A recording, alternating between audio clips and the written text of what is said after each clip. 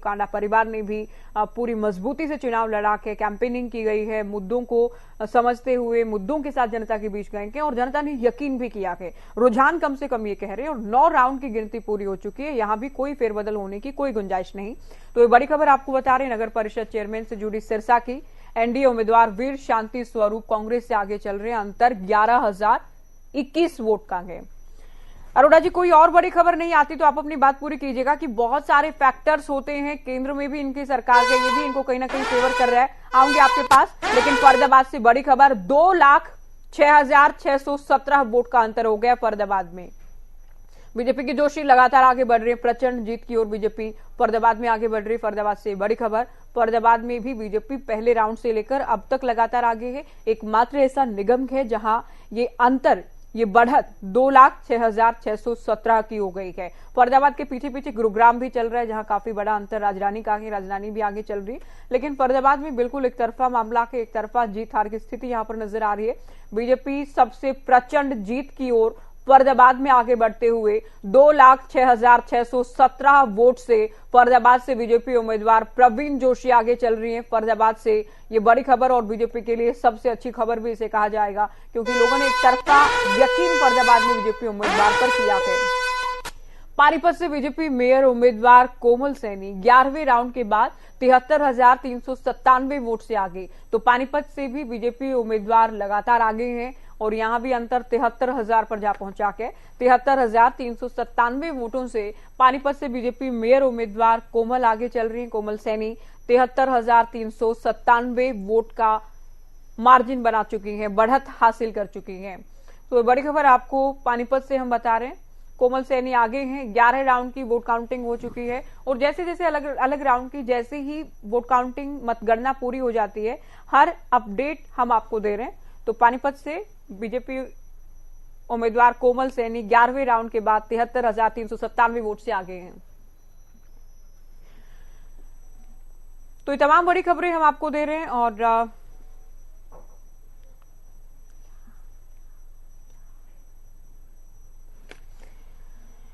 तो निकाय चुनाव से जुड़ी बड़ी खबर, ट्रिपल इंजन की सरकार हरियाणा में बनने जा रही है। आज फैसले की घड़ी है। छोटी सरकार के नतीजों में भारतीय जनता पार्टी की लहर है, इसे कांग्रेस भी डिनाई ना कर सकती है, ना करने की स्थिति में है।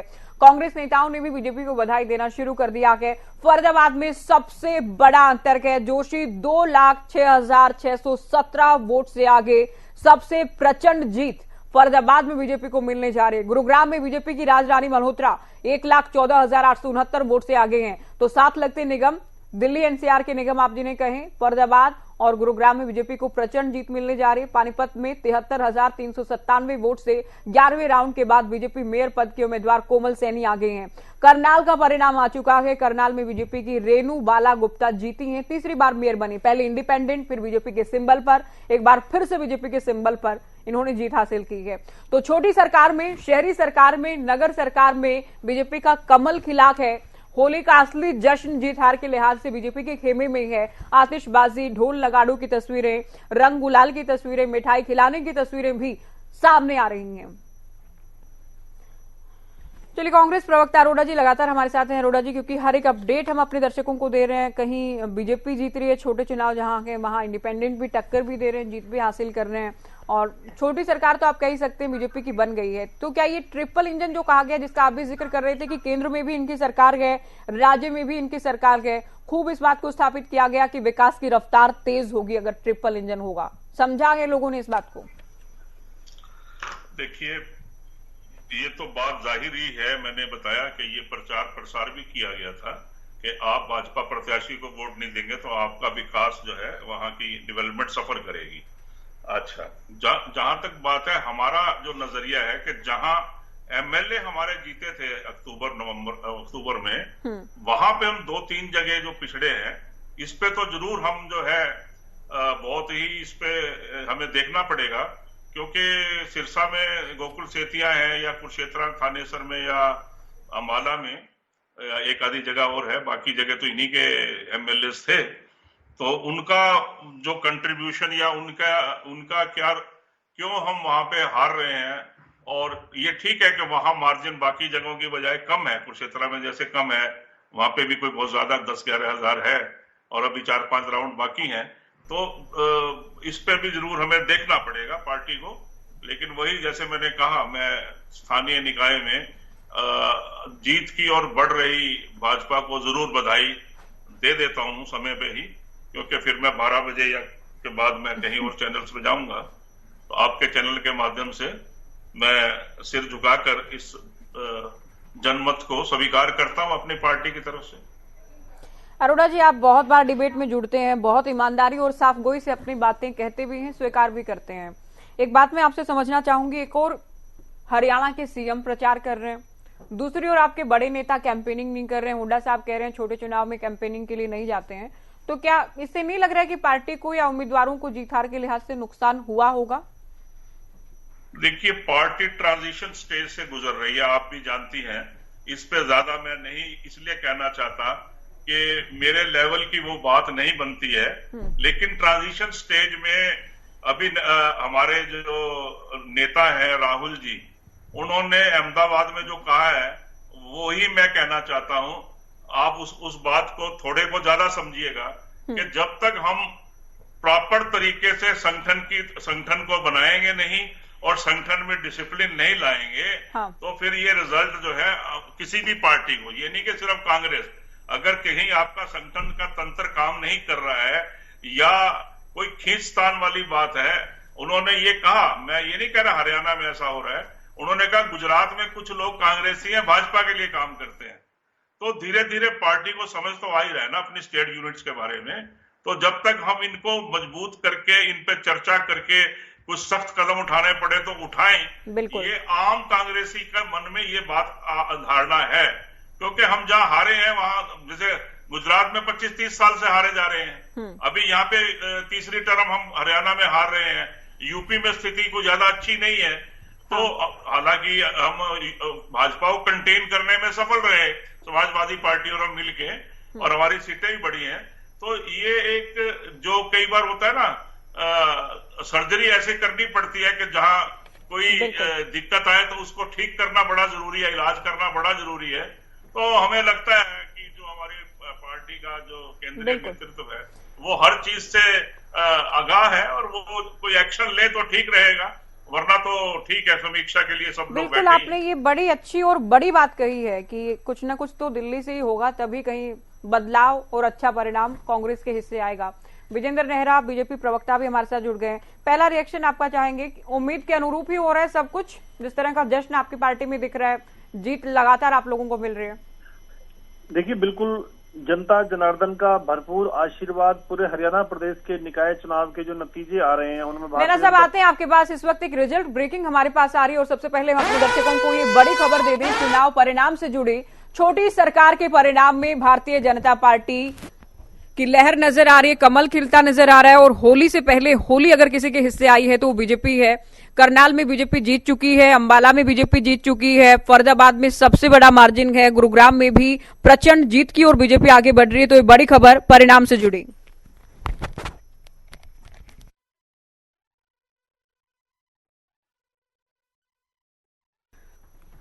तो देखिए, जिस तरीके से बीजेपी लगातार दावे कर रही थी कि ट्रिपल इंजन की सरकार जो है बनने जा रही है, कहीं ना कहीं नतीजे उसी तरीके से देखे जा रहे हैं। फिलहाल जो तस्वीरें सामने आई वो यही कि बीजेपी कहीं ना कहीं जीतती हुई नजर आ रही है। फिलहाल अभी हमने आपको बताया, पल पल की अपडेट दी कि कहां पर कौन जीत रहा है, लेकिन उसके हिसाब से अगर अभी देखा जाए तो बीजेपी जीतती हुई नजर आ रही है। तमाम जो दावे बीजेपी करती हुई नजर आई थी कि ट्रिपल इंजन की सरकार बनेगी, जनता का रुख जो है वो बीजेपी की तरफ है, तो कहीं ना कहीं आप देख पा रहे होंगे सुबह से ही आपको अपडेट हम दे रहे हैं, छोटी सरकार के नतीजों में बीजेपी की लहर देखी जा रही है।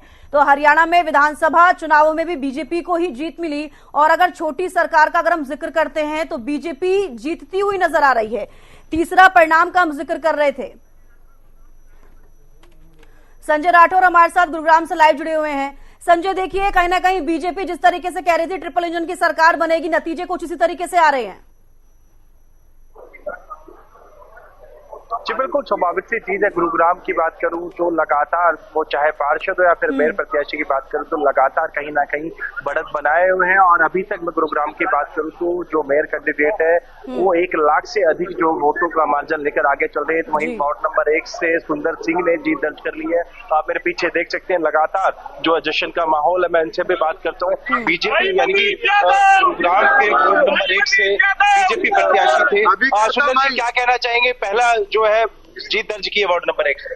सर, ये जीत हमारे नरेंद्र मोदी की जीत है, राविंदर जीत की जीत है और नायक सिंह सैनी की जीत है और छत्तीस बिरादरी जो मेरे दोस्तों के और कार्यकर्ताओं की जीत है। किन मुद्दों को लेकर जनता के बीच में गए थे? और आप मुद्दे तो संजय जी इतने हैं कि आप पूछो, हमारा बाढ़ जाकर के देखो कितना बुरा हाल है।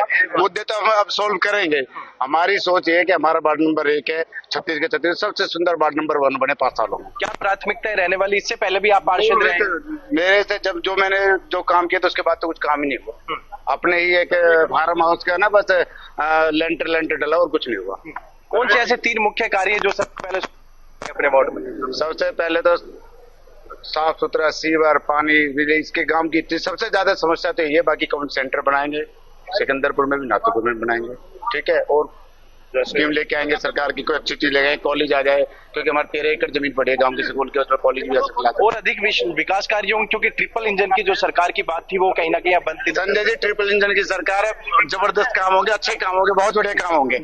तो बिल्कुल आप देख सकते हैं कि कितनी खुशी है। और लगातार उनका यही कहना है कि जिस तरीके से ट्रिपल इंजन की सरकार का वादा कहीं ना कहीं बीजेपी करती आ रही थी वो साकार होता नजर आ रहा है। अब उन्हीं चीजों को लेकर जनता के बीच में ये कहीं ना कहीं विकास की जो लड़ी है वो लगाते नजर आएंगे। जिस तरीके से इन्होंने जो मूलभूत सुविधा है लोगों को वो सबसे पहले दिलाने का काम करें, क्योंकि लगातार गुरुग्राम की हालत की बात करो, कहीं ना कहीं मूलभूत सुविधा से लोग कहीं ना कहीं वंचित नजर आ रहे हैं। ये एक बड़ा कारण है कि बीजेपी ने इस बार चुनाव जो लड़ा था वो विकास के मुद्दों को लेकर जनता के बीच में वोट मांगने गए। तो कहीं ना कहीं संजय, जो बीजेपी पर भरोसा जताती जनता नजर आई है, बीच में बड़ी खबर आ रही है, सिरसा में वार्ड नंबर 27 से बीजेपी प्रत्याशी मनमोहन मिड्ढा की जीत हुई है। ये देखिए बड़ी जानकारी इस वक्त की, सिरसा में वार्ड नंबर 27 से बीजेपी प्रत्याशी मनमोहन मिड्ढा की जीत हुई है। वार्ड नंबर 20 से संजीव राजसूरिया 1258 वोटों से जीते हैं।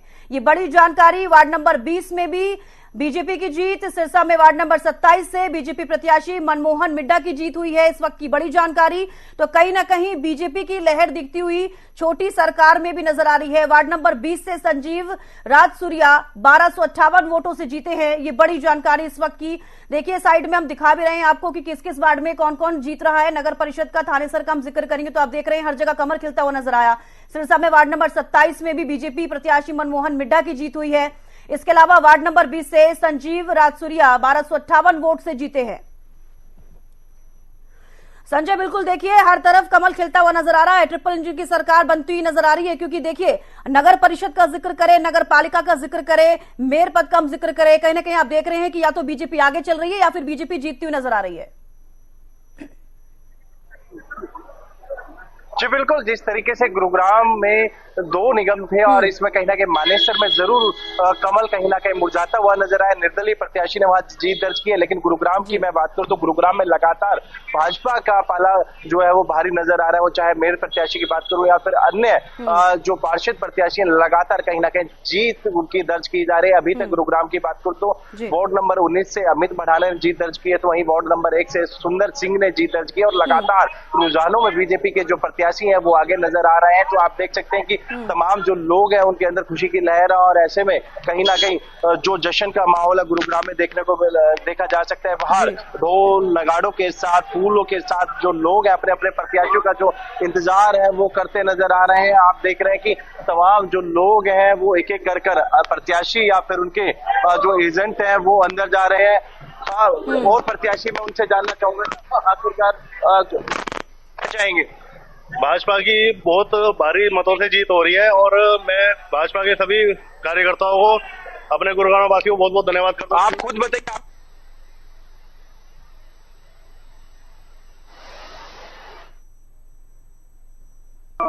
टिकट कटने के बाद उन्होंने वापस टिकट दी और मुझसे पूरा भरोसा जताया और बड़ी बहुत। तो चलिए बड़ी खबर इस बीच सामने आ रही है, रुक कर लेते हैं।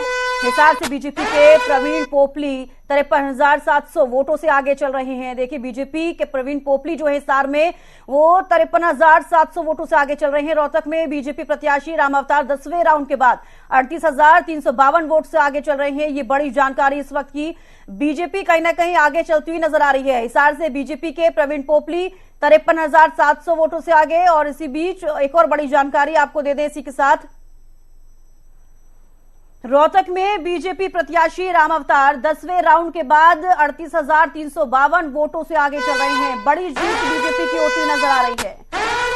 यमुनानगर से बीजेपी की सुमन बहमनी 10वें राउंड के बाद 33,996 वोटों से आगे चल रही हैं। एक और बड़ी जानकारी, यमुनानगर से भी बीजेपी की सुमन बहमनी आगे चल रही है। थानेसर से बीजेपी की माफी देवी 10,131 वोटों से आगे चल रही हैं।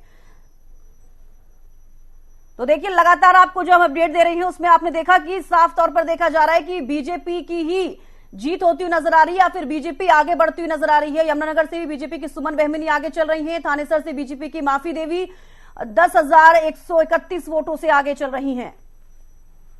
ये बड़ी जानकारी आपको दे रहे हैं इस वक्त की। थानेसर में भी बीजेपी आगे, यमुनानगर से बीजेपी की सुमन बहमनी आगे चल रही हैं। तो देखिए लगातार हम आपको अपडेट दे रहे हैं किस जगह से कौन सी पार्टी आगे चल रही है, लेकिन साफ तौर पर देखा जा रहा है कि बीजेपी आगे चलती नजर आ रही है। थानेसर से भी देखिए बीजेपी आगे चल रही है। इसके अलावा एक और बड़ी खबर, सोनीपत से बीजेपी के राजीव जैन 13वें राउंड के बाद 33,959 वोटों से आगे चल रहे हैं। इस वक्त की बड़ी जानकारी आपको दे रहे हैं। सोनीपत से भी बीजेपी आगे, आखिरी राउंड की गिनती अभी बाकी है, लेकिन इसके बावजूद आप देखिए कि बीजेपी ही आगे चलती हुई नजर आ रही है। चाहे वो सोनीपत का हम जिक्र कर लें या पानीपत का, सोनीपत से बीजेपी के राजीव जैन 13वें राउंड के बाद 33,959 वोटों से आगे चल रहे हैं। फिलहाल जितने वोटों से आगे चल रहे हैं वो हम आपको बता रहे हैं। आखिरी राउंड की गिनती अभी बाकी है और आखिरी राउंड में भी कहीं ना कहीं तस्वीरें साफ होती नजर आ जाएंगी कि किसकी जीत हुई। फिलहाल जो मार्जिन है वो भी हम आपको बता रहे हैं। देखिए सोनीपत से बीजेपी के राजीव जैन जो है 13वें राउंड के बाद 33,959 वोटों से आगे चल रहे हैं। बड़ी खबर इस वक्त की आपको बता रहे हैं। आखिरी राउंड की गिनती अभी बाकी है। तो देखिए अगर हम बात करें नगर निगम की तो कोमल सैनी जो है बीजेपी की वो आगे चल रही हैं।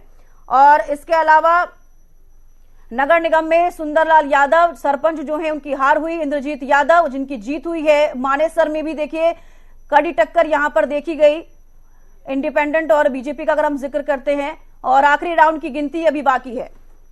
कांग्रेस से ललित अरोड़ा जी हमारे साथ जुड़े हुए हैं, प्रवक्ता विजेंद्र हमारे साथ जुड़े हुए हैं बीजेपी से।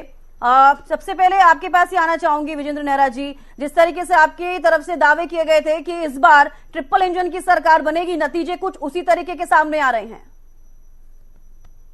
जनता का भरपूर आशीर्वाद पूरे हरियाणा प्रदेश के निकाय चुनाव के नतीजों में भारतीय जनता पार्टी को मिल रहा है। हरियाणा की जो देवतुल्य जनता है उसका बहुत बहुत धन्यवाद, बहुत बहुत आभार मैं प्रकट करता हूं। और भारतीय जनता पार्टी के सभी हमारे जो लाखों कार्यकर्ताओं ने निकाय चुनाव के अंदर मेहनत की, हरियाणा में जिन्होंने पूरे दिन रात मेहनत करके भारतीय जनता पार्टी की ये ट्रिपल इंजन की जो सरकार बनती हुई दिखाई दे रही है इसमें अपना योगदान दिया, उन सभी कार्यकर्ताओं को बधाई।